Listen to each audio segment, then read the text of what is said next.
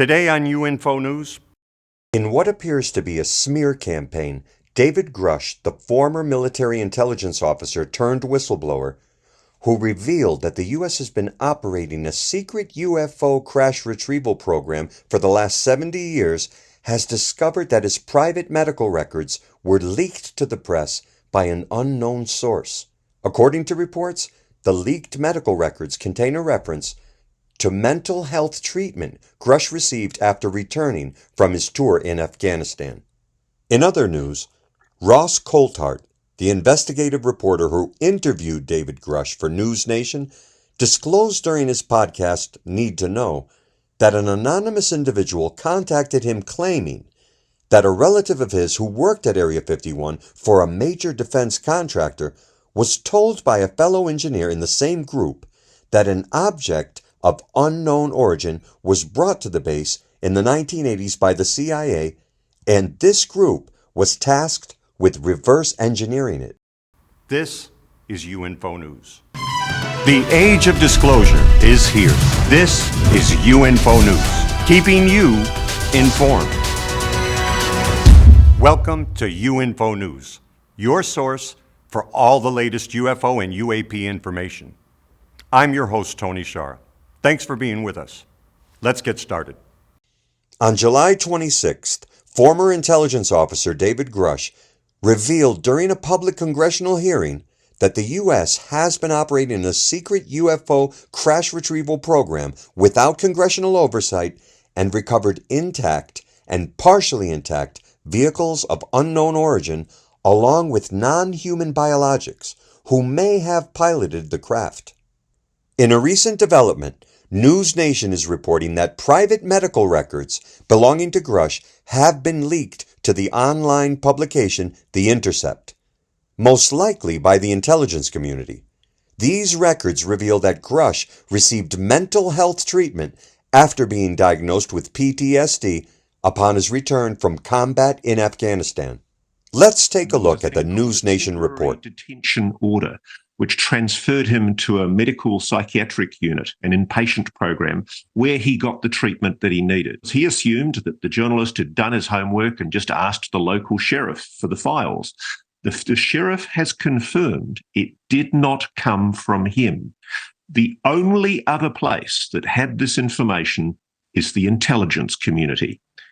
Following news of the leak, Grusch released the following statement, quote, "It has come to my attention that The Intercept intends to publish an article about two incidents in 2014 and 2018 that highlights previous personal struggles I had with post-traumatic stress disorder, PTSD, grief, and depression.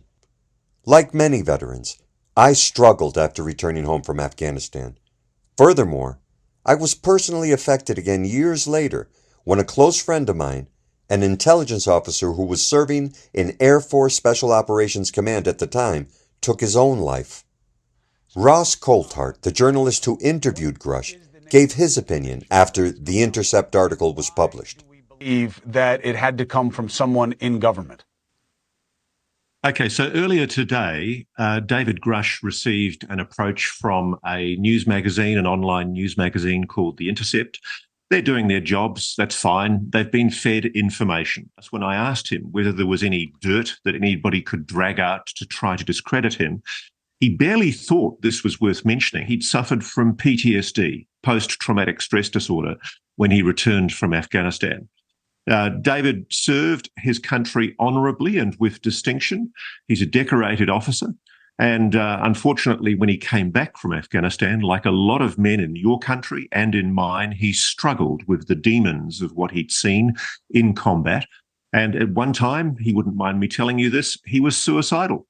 Grusch's public disclosure of an alleged UFO crash retrieval program apparently enraged members of the military hierarchy. And this medical records leak may be the first of many attempts to discredit him.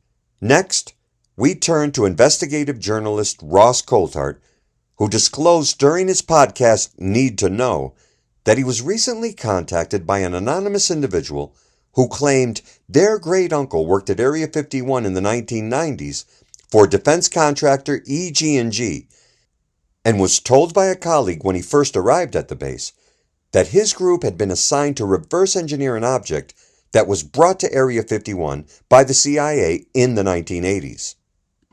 According to Coulthart, the anonymous individual also claimed their uncle had seen a crystal clear image of the exact same object posted on the wall of a secure vaulted data storage room inside Area 51. Here's a look at the Need to Know episode that aired on August 5th. So this is a guy who knew somebody who worked for a major defense contractor and had a very high DoD security clearance.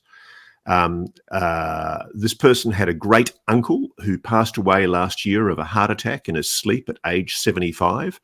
Their great uncle served in the US Air Force for 28 years at E8 level, and then was hired to work with EG&G and worked at Area 51 Groom Lake from 1997 to 2014. He retired working for JT4, whatever that is. Before he passed away, this relative, this great uncle, confided to my source very important information that to the individual that has contacted me. It was shared that the great uncle had a conversation with a senior engineer when he first arrived in 1997, whose EG&G group was tasked with trying to reverse engineer an object that was recovered and brought to Area 51 in the 1980s by some CIA folk. Shortly after that conversation, the senior engineer retired. Their great uncle also saw an up-close, crystal-clear photograph of the same exact object attached to the wall of a secure vaulted data storage room at Area 51 sometime after. The great uncle stated it was absolute proof of a non-human craft, but that the public would probably never get to see that photograph. He said, quote, "The object was egg-shaped, about the size of an SUV, silverish grey in colour, smooth, seamless, no control surfaces or propulsion visible, no writing, no symbols of any kind. A few men could pick it up, yet it could not be cut open and X-rays couldn't penetrate it. The best engineers at EG&G tried to figure out how to activate it and what its power source was to no avail. They finally came to the conclusion it was a probe craft sent here from another planet."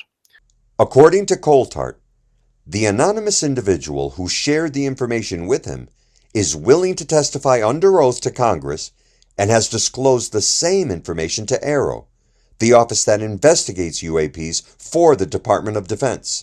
He also supplied Coulthart with a photo of his uncle's EG&G insignia patch, confirming he worked for the defense contracting company.